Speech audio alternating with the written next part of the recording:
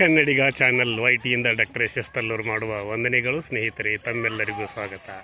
ನಾನಿವತ್ತು ಅತಿ ಒಂದು ಸುಂದರವಾದಂಥ ಜೊತೆಗೆ ಅದು ಈಗ ನಡೆದಿರ್ತಕ್ಕಂಥದ್ದು ಸದ್ಯ ನಡೆದಿರ್ತಕ್ಕಂಥ ಒಂದು ಘಟನೆಯ ವಿಷಯವಾಗಿ ಈ ಸಂಚಿಕೆ ಮೂಲಕ ತಮಗೆ ನಾನು ಪ್ರಸ್ತುತಪಡಿಸ್ತಿದ್ದೇನೆ. ಅದೇನಂತಂದರೆ, ಬಾಡಿಗೆ ಗಂಡಂದಿರನ್ನು ಪಡೆದುಕೊಳ್ಳುವಂಥ ಒಂದು ಪದ್ಧತಿ. ಬಾಡಿಗೆ ಗಂಡಂದಿರಂತ ಪಡೆದುಕೊಳ್ಳುವ ಒಂದು ಪದ್ಧತಿ ಅಂತಂದರೆ ನಿಮಗೆ ಆಶ್ಚರ್ಯ ಆಗಬಹುದು, ಆದರೂ ಕೂಡ ಇದು ಸತ್ಯ. ಈ ಸತ್ಯವಾದ ಘಟನೆಯನ್ನು ಆಧರಿಸಿದ ಸಂಚಿಕೆಯನ್ನು ಕನ್ನಡಿಗ ಚಾನಲ್ YT ಮೂಲಕ ನಾನು ಬೆತ್ತರಿಸಲಿಕ್ಕೆ ಈ ಸಂಚಿಕೆಯನ್ನು ಬಳಸಿಕೊಳ್ತಾ ಇದ್ದೇನೆ. ಹಾಗಿದ್ರೆ ಈ ಒಂದು ಪದ್ಧತಿ ಎಲ್ಲಿದೆ ಹಾಗೂ ಈ ಒಂದು ಆಚರಣೆ ಬರಲಿಕ್ಕೆ ಕಾರಣವೇನು ಅನ್ನುವಂಥ ಒಂದು ವಿಷಯವನ್ನು ನಾನು ಕೆದಕಿದಾಗ ನನಗೆ ತಿಳಿದು ಬಂದಿರತಕ್ಕಂಥ ಸಂಚಿಕೆಯ ಈ ಒಂದು ಸಂಗತಿಯ ವಿಚಾರವಾಗಿ ನಾನು ಈ ಸಂದರ್ಭದಲ್ಲಿ ತಮಗೆ ಹೇಳಲಿಕ್ಕೆ ಬಯಸ್ತೀನಿ. ಹಾಗಿರುವಾಗ ಈ ಒಂದು ಪದ್ಧತಿ ಅಂದರೆ ಬಾಡಿಗೆ ಗಂಡಂದಿರನ್ನು ಪಡೆದು ಮದುವೆಯಾಗಲು ಅಂದರೆ ಬಾಡಿಗೆ ಗಂಡಂದಿರನ್ನು ಪಡೆಯಲು ಮಹಿಳೆಯರು ಮುಗಿ ಬೀಳ್ತಿರ್ತಕ್ಕಂಥದ್ದು, ದುಂಬಾಲು ಬೀಳ್ತಿರ್ತಕ್ಕಂಥ ಒಂದು ಸತ್ಯವಾದ ಘಟನೆ ಇದು. ಈ ಘಟನೆ ಎಲ್ಲಿದೆ ಹಾಗೂ ಈ ಒಂದು ಘಟನೆಗೆ ಕಾರಣಗಳೇನು ಹಾಗೂ ಈ ಒಂದು ಆಚರಣೆ ಆ ದೇಶದಲ್ಲಿ ಏಕೆ ಬಂದಿದೆ ಅನ್ನೋದನ್ನು ಕೂಡ ನೀವು ಕೇಳ್ಬೋದು. ಆದರೆ ಇದು ನಿಜಕ್ಕೂ ಕೂಡ ಒಂದು ಪ್ರಸ್ತುತ ಸತ್ಯವಾದಂಥ ಘಟನೆ ಅಂತಲೇ ನಾನು ಭಾವಿಸ್ತೀನಿ. ಯಾಕಂದರೆ ಈಗಲೂ ಕೂಡ ಅಲ್ಲಿ ಬಾಡಿಗೆ ಗಂಡಂದಿರನ್ನು ಪಡೆದುಕೊಳ್ಳುವ ಒಂದು ಪದ್ಧತಿ ಈಗಲೂ ಕೂಡ ಇದೆ. ಹಾಗಿರಬೇಕಾದ್ರೆ ಕಾರಣವೇನು ಅನ್ನುವಂಥ ಒಂದು ವಿಷಯವನ್ನು ಕೆದಕಿದಾಗ ಆಶ್ಚರ್ಯಕರವಾದ ಬೆಳವಣಿಗೆಗಳು ಕೂಡ ನಮ್ಮ ನಡುವೆ ಕಂಡು ಬರ್ತಾ ಇವೆ.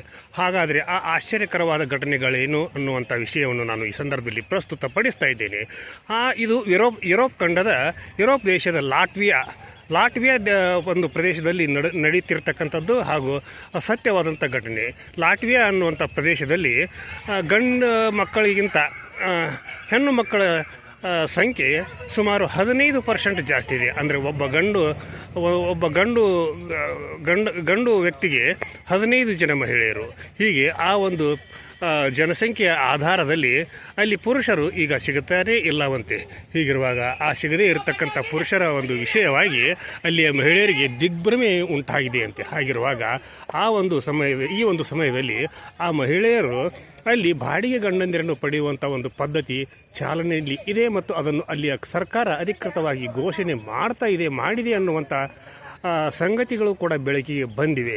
ಹಾಗಿರುವಾಗ ಆ ಒಂದು ಪ್ರದೇಶದಲ್ಲಿ ಮಹಿಳೆಯರ ಸಂಖ್ಯೆನೇ ಜಾಸ್ತಿ ಇರುವಾಗ ಅಲ್ಲಿ ಮಾಡೋದಾದರೂ ಏನು ಹಾಗೂ ಅಲ್ಲಿ ಪುರುಷರ ಸಂಖ್ಯೆ ಕಡಿಮೆ ಇದ್ದಾಗ ನಿಜಕ್ಕೂ ಕೂಡ ಒಂದು ಕಳವಳಕಾರಿಯಾದಂಥ ಬೆಳವಣಿಗೆ ಅಂತಲೇ ಭಾವಿಸ್ಬೋದು.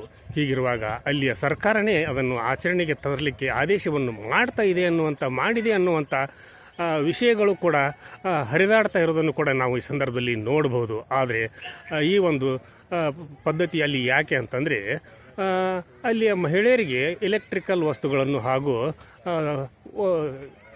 ಹೆಚ್ಚು ವಜನ್ ಇರ್ತಕ್ಕಂಥ ವಸ್ತುಗಳನ್ನು ಎತ್ತಲಿಕ್ಕೆ ಆಗೋದಿಲ್ಲ. ಹಾಗಿರುವಾಗ ಅಲ್ಲಿಯ ಮಹಿಳೆಯರು ಬಾಡಿಗೆಗಾದರೂ ಕೂಡ ನಮಗೆ ಗಂಡಂದಿರು ಬೇಕು ಅನ್ನುವಂಥ ಒಂದು ವಿಚಾರಕ್ಕೆ ಬಂದಿದ್ದಾರೆ.